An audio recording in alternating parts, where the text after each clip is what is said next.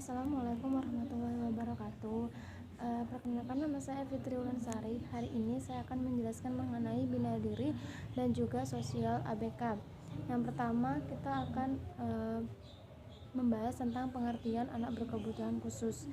Anak berkebutuhan khusus merupakan anak yang memiliki kelainan baik secara emosional, mental, fisik ataupun sosialnya.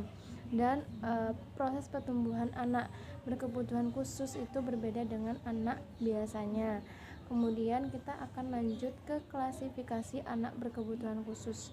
Ada beberapa klasifikasi anak berkebutuhan khusus. Yang pertama itu anak tunanetra, kedua tunadaksa, ada anak tunarungu, serta ada anak slow learner, kemudian kesulitan belajar, kemudian ada juga anak cerdas istimewa, bakat istimewa, kemudian ada anak-anak yang mengalami gangguan komunikasi, serta lainnya. Yang selanjutnya kita akan membahas juga mengenai perilaku. Apa itu sih perilaku, pengertiannya, dan juga penggambarannya seperti apa. Jadi penggambarannya itu perilaku itu merupakan aksi, baik berupa perkataan maupun berupa tindakan. Dan aksi ini memiliki dua dimensi. Yang pertama itu perilaku ini memiliki 1-2 dimensi. Yang pertama ada frekuensi, intensitas, latensitas, maupun durasi.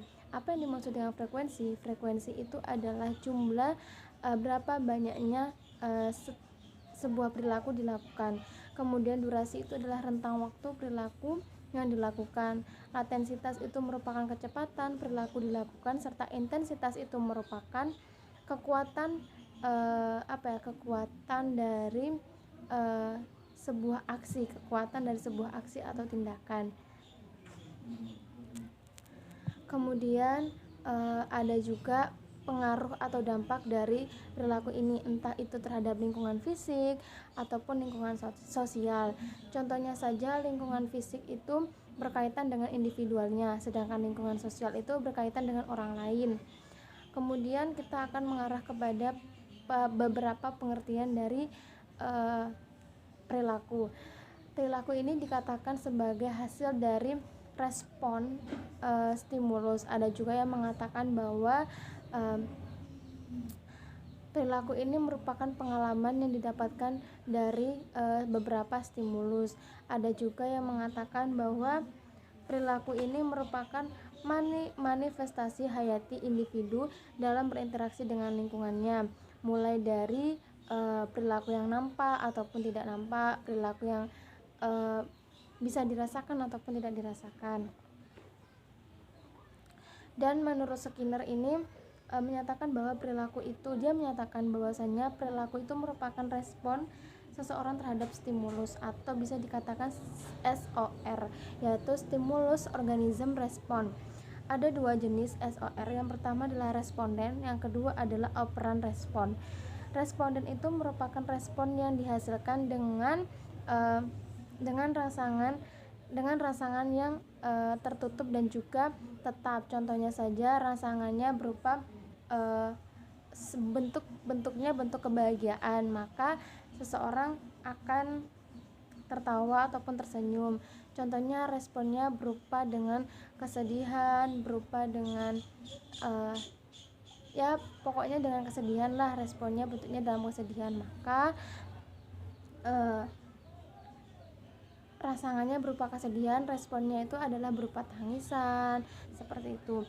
Kemudian operan respon ini yaitu stimulus, kemudian mendapatkan stimulus, dan stimulus itu dikembangkan, seperti itu. Jadi contohnya saja, misalnya ketika ada seseorang melakukan sesuatu hal dan kemudian dia mendapatkan reward, maka dia secara otomatis akan melakukan itu lagi karena beralasan dengan reward yang dia dapat, seperti itu.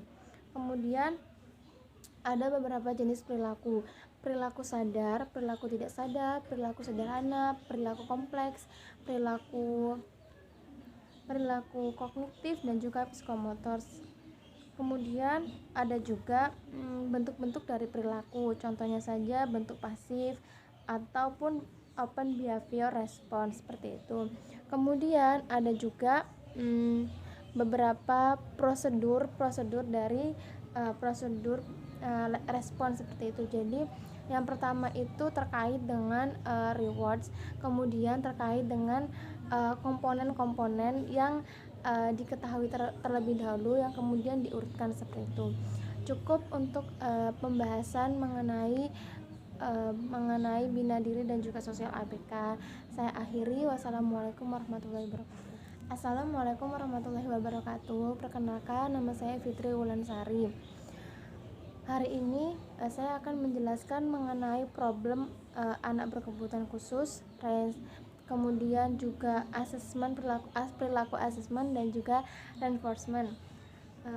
Ada beberapa problem yang dimiliki oleh anak berkebutuhan khusus, berbagai macam, entah itu gangguan kepribadian, entah itu perilaku agresif, emosi dan sosial, kemudian tingkah laku yang kurang matang, kemudian ada autistis dan juga ada gangguan sensorik dan juga motorik.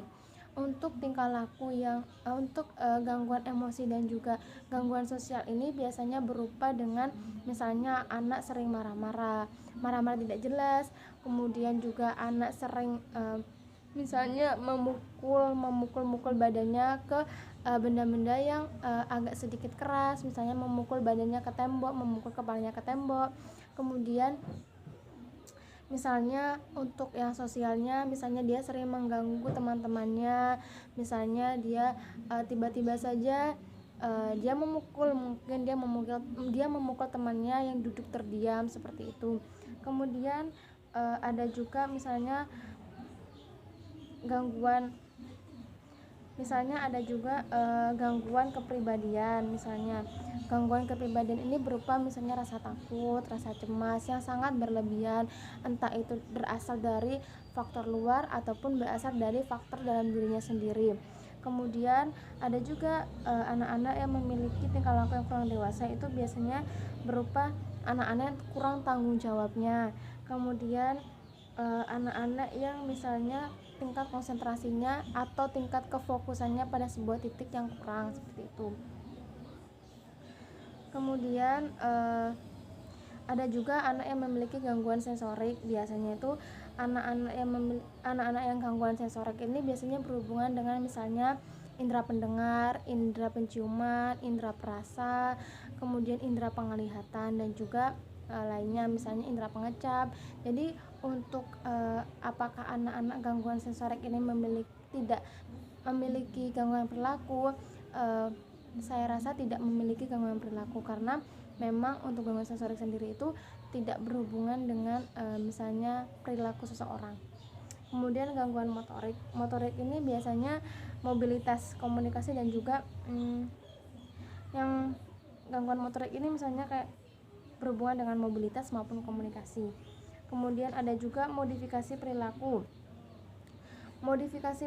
Misalnya modifikasi ini merupakan bentuk dari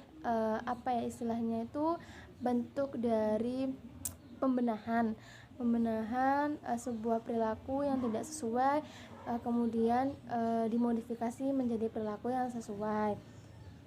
Bagaimana caranya untuk memodifikasi perilaku agar lebih mudah, yaitu kita menentukan dulu perilaku yang seperti apa yang kita harus modifikasi gitu. Kemudian asesmen perilaku ini adalah membantu kita untuk mendapatkan informasi mengenai gangguan perilaku tersebut. Asesmen ini ada dua macam, yaitu asesmen langsung dan juga asesmen tidak langsung. Jadi asesmen langsung ini adalah asesmen yang dilakukan misalnya kita mau observasi, contohnya saja dengan cara observasi. Jadi kita langsung bertemu dengan anaknya, kita melakukan observasi, itu adalah asesmen langsung. Sedangkan asesmen tidak langsung itu adalah misalnya kita interview dan juga kuesioner. Jadi interview ini bisa dilakukan misalnya kita menginterview orang tuanya seperti itu, ataupun kita mendapatkan informasi dari pihak-pihak misalnya pihak-pihak psikolog dan lain sebagainya. Kemudian adalah reinforcement. Jadi reinforcement ini sebenarnya adalah penguatan perilaku yang dilakukan secara sistematis, itu adalah reinforcement. Dan juga Reinforcement ini memiliki konsekuensi dari perilaku tersebut. Jadi contohnya seperti ini, semisal saja contohnya yang pernah dilakukan oleh para ahli, misalnya waktu itu Skinner kalau tidak salah, dia melakukan adalah dia mengunci atau mengurung seekor tikus di dalam kandang, kemudian kandang itu bisa dibuka asalkan si tikus itu menekan istilahnya menekan alat yang bisa ngebuka pintu tersebut itu, dan di depannya kandang tersebut diberi makanan. Jadi bentuk penguatannya itu berupa agar tindakan yaitu berupa umpan yang berupa makanan tersebut. Jadi semoga penjelasan ini bisa bermanfaat. Saya akhiri. Wassalamualaikum warahmatullahi wabarakatuh. Terima kasih.